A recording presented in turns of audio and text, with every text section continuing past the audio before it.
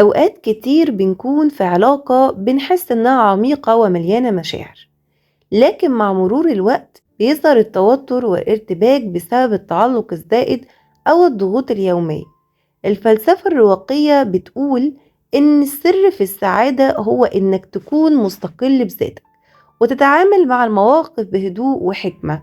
لما تدي الطرف التاني مسافة، يعني تدي لنفسك ولمحيطك الوقت عشان تفكر وتتعلم، ده بيخلق حالة من الفضول والشوق بيخلي الشخص التاني يسأل نفسه ليه كنت متعود على وجودها. وفي النهاية بيبدأ يفكر في قيمة العلاقة وفي الإيجابيات اللي كانت موجودة وقتها. الفلسفة الرواقية بتركز على تطوير الذات وبناء شخصية مستقلة ومتماسكة، وبالتالي لما الشخص يشوف إنك بتعيش حياتك بمرونة عاطفية وبتستند على الفضيلة والغاية، بيبدأ يحس إن لو مش جنبك مش هتكتمل. الكلام ده بيديله سبب قوي للرجوع، مش بس للعادة أو للذكريات، لكن لأنه بيدرك إن العلاقة دي كانت مليانة معاني وحكمة وجمال. أسباب رجوعهم بعد المسافة: تجديد النظرة للعلاقة. لما تدي مسافة بيجي وقت يفكر فيه الشخص التاني في قيمة العلاقة من غير تأثير الروتين اليومي أو المشاكل الصغيرة اللي بتظهر في اللحظات العادية. المسافة بتفتح المجال للتأمل وبتخلي الشخص يشوف الأمور من زوايا تانية. بيبدأ يفكر في اللحظات الحلوة، في الداعم المتبادل اللي كان موجود. الكلام ده بيخلق رغبة في الرجوع عشان يعيد بناء العلاقة على أساس جديد يكون فيه احترام ذاتي ومشاركة صحية. تنمية الاستقلالية الداخلية. الفلسفة الرواقية بتعلمنا إننا لازم نكون مستقلين عاطفيا على مبادئنا والقيم بتاعتنا. لما تركز على تحسين ذاتك وتطوير شخصيتك، ده بيخلي الطرف التاني يشوف إنك مش بس متعلق بيه، لكن عندك حياة تانية مليانة شغف ومعاني كتير. والشخص اللي بيمر بتجارب التحويل الشخصي ده بيظهر بمظهر أقوى وأحسن، وده بيشد انتباه أي حد كان شايف إن العلاقة دي بتأثر عليه والاعتماد الكامل عليه في نفس الوقت. ونتيجة لذلك بيبدأ يحس إنه لو رجع جنبك هياخد منك دفعة قوية للنمو الشخصي، بمعنى أصح عايز يحاول يكون زيك. المرونة العاطفية والتعامل مع التعلق. التعلق مش دايما بيكون حاجة سلبية، لكن المشكلة بتظهر لما نكون مرتبطين بشدة لدرجة إننا نفقد إحساسنا بذاتنا. لما تدي مسافة بتدي لنفسك فرصة تتعلم إزاي تتحكم في مشاعرك وتكون مرن في التعامل مع الضغوط. الفلسفة الرواقية بتقول إن الحكمة في إنك تتقبل إن الحياة فيها تقلبات كتير، وإنك تلاقي السعادة في التوازن الداخلي مش في الاعتماد على الآخرين. بالتالي لما تشوف إنك بتتعامل مع التعلق بطريقة صحية ومتزنة، الشخص التاني هيبدأ يحس إنه فاقد حاجة كبيرة في حياته. لو مش موجودة العلاقة اللي بتقوم على مبادئ التوازن والنضج العاطفي برضو بتكون مش موجودة معاه. بناء علاقة قائمة على الفضيلة والغاية. العلاقة المبنية على الفضيلة والغاية مش بتعتمد على اللحظات العاطفية العابرة، لكن على قيم راسخة بتستند على الاحترام المتبادل والثقة والدعم الدائم. لما تعيش حياتك وفق مبادئ رواقية هتكون قدوة للشخص اللي حواليك، بيشوف انك بتتعامل مع كل موقف بحكمة وهدوء، بتسعى دايما لتحقيق الأفضل لنفسك وللآخرين. التجربة دي بتخلي الشخص التاني يعيد تقييم العلاقة ويبدأ يشوفها على إنها فرصة مش مجرد حاجة روتينية، وبالتالي بيحس برغبة قوية للرجوع واستعادة العلاقة اللي كانت مليانة معاني وأهداف.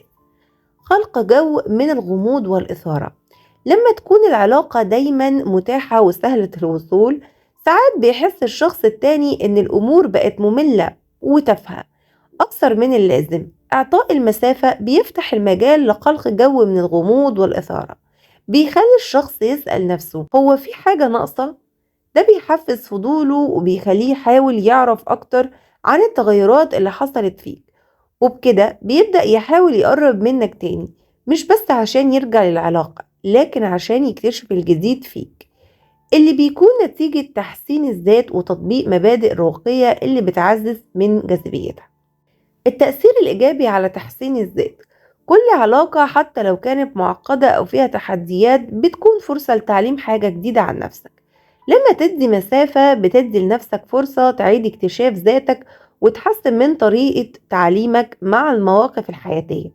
الشخص ده اللي بيشوفك بتطور من نفسك بتهتم كمان بنفسك وبذاتك هيبدأ يحس انك مصدر إلهام ليه، ويحس برغبة انه يكون جزء من حياتك.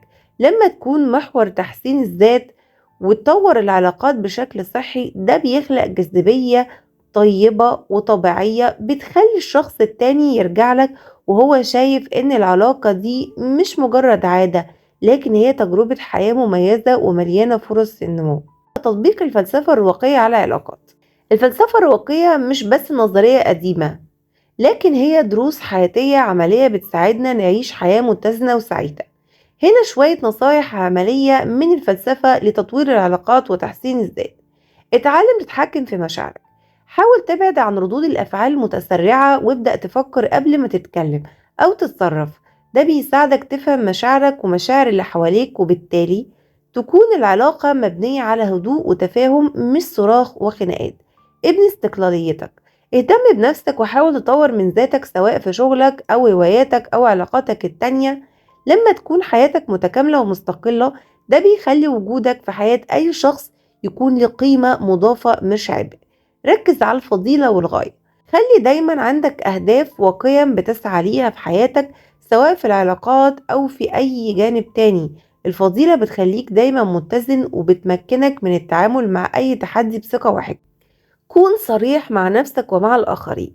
لما تكون واضح في مشاعرك وتعبر عن نفسك بطريقة ناضجة ده بيساعدك تبني علاقة صحية مبنية على الثقة والاحترام. استمتع بالمسافة. المسافة مش دايما حاجة سلبية، بالعكس أوقات كتير بتكون فرصة لإعادة شحن طاقتك واكتشاف جوانب جديدة في شخصيتك من غير ما حد يتدخل فيها. لما تتعلم تستمتع بالوقت اللي بتقضيه لوحدك ده هيساعدك تبقى أكتر جاذبية لأي شخص حواليك. خلاصة الكلام ببساطة، أسباب رجوعهم بعد ما منحتهم مسافة بترجع لعدة عوامل مهمة. إعادة تقييم العلاقة من غير تأثير الروتين اليومي، وجودك في اليوم ده، اكتشاف قوتك الداخلية وتنمية استقلاليتك. بمعنى أصح الشخص التاني لما بيشوفك ابتديت تنمي من مهاراتك بيبتدي يحبك أكتر وبيجدد أكتر كل قوته وحبه اتجاهك. التعامل مع التعلق بطريقة صحية بفضل المرونة العاطفية. بمعنى أصح لما بتبعدوا عن بعض بيبتدي فيه مرونة وبيبتدي كل واحد يعيش حياته بطريقة صحية، فبالتالي بتتكون جواكوا مرونة عاطفية وبتبقى الحياة أفضل بكتير. بناء علاقة قائمة على الفضيلة والغاية. بمعنى أصح إن لازم يكون كل واحد جواه فضيلة وغاية حابب إن هو يوصلها من غير ما التاني يسيطر عليه أو يمنعه من تحقيق غايته دي. خلق جو من الغموض والإثارة اللي بيخلي الشخص يفتقدك.